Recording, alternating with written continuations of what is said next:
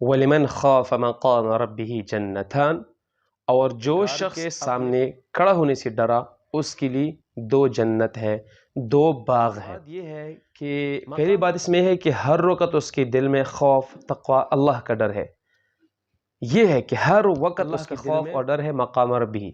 اور دوسرا مطلب یہ ہے کہ کل وہ قیامت کے دن جب حساب و کتاب کے لیے کھڑا ہوگا، اللہ کے سامنے حاضر ہوگا، تو یہ بھی مقام ربی ہے کہ ہر وقت اللہ سے ڈرتے ہے دل میں، یا آخرت کے دن حساب کتاب سے۔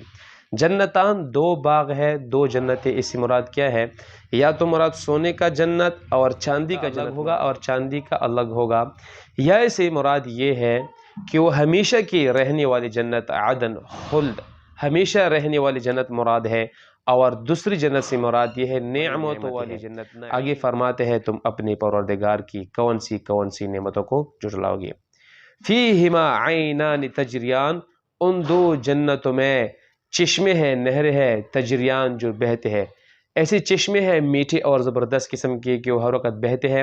مطلب کہ ہر جنت میں دو جنتیں، جب ایک دو باغ جب جنتی کو ملیں گے تو ہر باغ میں الگ قسم کا چشمہ، الگ قسم کا نہر بہتا ہوا نظر آئے گا۔ پس تم اپنی پروردگار کی کون سی نعمت کو جھٹلاؤ گے؟ فیہما من کل فاکہۃ زوجان، ان دو جنتوں میں، ان دو باغات میں الگ الگ قسم کے مختلف قسم کے میوے ہوں گے، زوجان جوڑے۔ اب اس میووں سے کون سے میوے مراد ہے کہ کس قسم کی نوعیت کے ہوں گے؟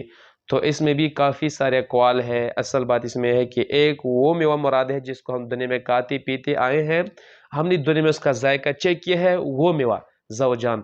دوسرا وہ قسم کا پھل مراد ہے جس کو ہم نے نہ دیکھا ہے، نہ ہم نے کھایا ہے، نہ ہم نے اس کو سونگا ہے، اور نہ ہم نے اس کو زوجان میں شامل ہے۔ دوسری قول اس میں یہ ہے کہ زوجان سے مراد میٹھا اور کڑوا، میٹھا اور ترش قسم کا جو نمکین قسم کا میوہ ہوتے ہیں، وہ بھی اسے مراد ہے۔ فَبِأَيِّ آلَاءِ رَبِّكُمَا تُكَذِّبَانِ، تم اپنے پروردگار کی کون سی نعمت کو جھٹلاؤ گے؟ مُتَّكِئِينَ عَلَى فُرُشٍ بَطَائِنُهَا مِنْ اِسْتَبْرَقٍ، وہ جنتی، وہ اہل جنت والے بیٹھے ہوئے ہوں گے، تکیے لگائے ہوئے ہوں گے، عَلَى فُرُشٍ، ایسی تکیوں پر، ایسے بچھونوں پر بیٹھے ہوئے ہوں گے، بَطَائِنُهَا مِنْ اِسْتَبْرَقٍ، کہ جن کی نیچے والے استر ہے، نیچے والے کا جو حصہ ہے وہ کیا ہوگا؟ ریشم کا ہوگا۔ اس میں اللہ تبارک و تعالیٰ نے ایک عجیب بات کی طرف اشارہ فرمایا ہے کہ دنیا میں ہم کوئی کمبل، رضائی، کوئی صوفہ وغیرہ، کوئی کرسی وغیرہ، کوئی تکیے بناتے ہوتا ہے، بلائی والا حصہ وہ خوبصورت ہوتا ہے، بہترین ریشم کا اچھے کپڑے ہوتے ہیں، قیمتی چیز ہوتی ہے، اور نیچی جو والا ہوتا ہے وہ بالکل نارمل معمولی سے ہوتے ہیں۔ لیکن اللہ رب العزت نے فرمایا کہ وہ جو بچونے ہے، وہ تکیے ہے جس کے اوپر وہ بیٹھیں گے جنتی لوگ، اس کا جو نیچے والا ہے، نچلا حصہ، وہ بالکل ریشم کا ہوگا، استبرق کا ہوگا، قیمتی، بہترین، اعلیٰ، بالکل بہترین ہوگی۔ تو جب نیچے والے اتنے اعلیٰ بہترین ریشم کا ہے تو اوپر والا کا حال کیا ہوگا؟ اوپر والے تو اللہ نے بیان ہے کہ جو نیچے وہ ادنا سی چیز، کمزور سے اللہ نے بیان فرمایا، تو ادنا والا اوپر والا حصہ بہت بہترین اور بہت مہنگا ہوگا۔ وَجَنَ الْجَنَّتَيْنِ دَانٍ، اور وہ جو باغ ہے، ان کے جو پھل پھول ہے، ان کی جو پھل ہے، ان کے جو فروٹ ہے، وہ بالکل قریب ہوئے ہوں گے، جھکے ہوئے ہوں گے، ہر وقت جنتیوں کے لیے وہ پیش ہوں گے۔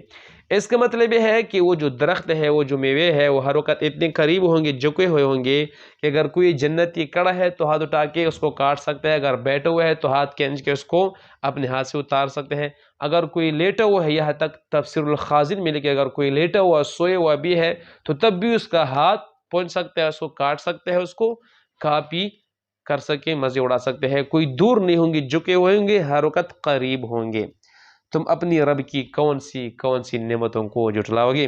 فیہن قاصرات الطرف، اس جنت میں ایسی عورتیں ہوں گی نیچی نظر والی، جھکے ہوئے نظر والے ہوں گے، لم یطمثہن انس قبلہم ولا جان، کہ جنس کو کسی انس اور جن نے ہاتھ تک نہیں لگایا، جس عورت کو کسی انس اور جن نے چھوا تک نہیں ہے، اس کو ہاتھ نہیں لگایا ہے، مطلب ایسے بہترین قسم کی، خوبصورت قسم کے، اعلیٰ قسم کی عورتیں ہوں گی کہ جن کو انسان اور جنات نے اس جنت سے پہلے، اس اہل جنت سے پہلے کسی نے ہاتھ تک نہیں لگایا، ان سے قربت اور جماعت وغیرہ صحبت وغیرہ بھی نہیں کی ہے۔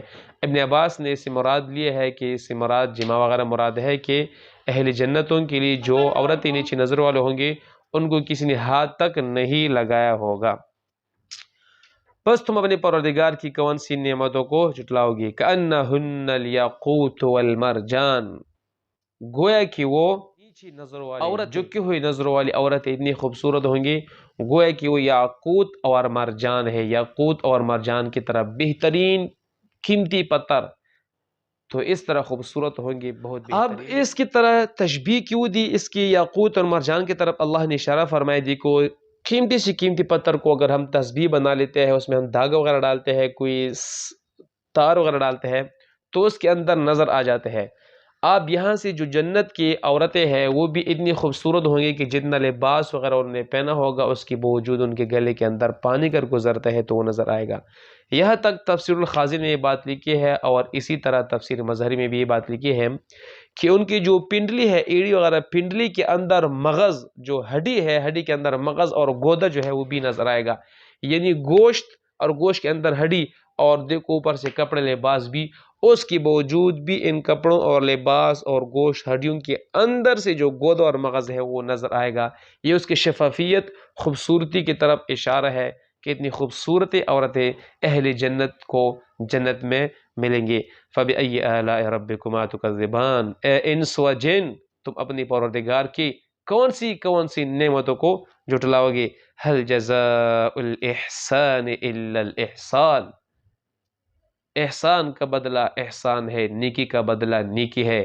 اہل جنت والوں کے لیے جو کچھ انہوں نے کیا، اللہ کی بات مانی، اللہ کی اطاعت کی، اللہ کے حکم پہ چلے، تو ان کے احسان کا بدلہ آخرت میں جنت ہے، ان کو جنت ہی ملے گا۔ اللہ تبارک و تعالی ہم سب کو جنت نصیب فرمائے، اور جنت کی حور و عین، جنت کی وہ بیویاں، وہ لمیت احسان کا بدلہ احسان ہے، نیکی کا بدلہ نیکی ہے۔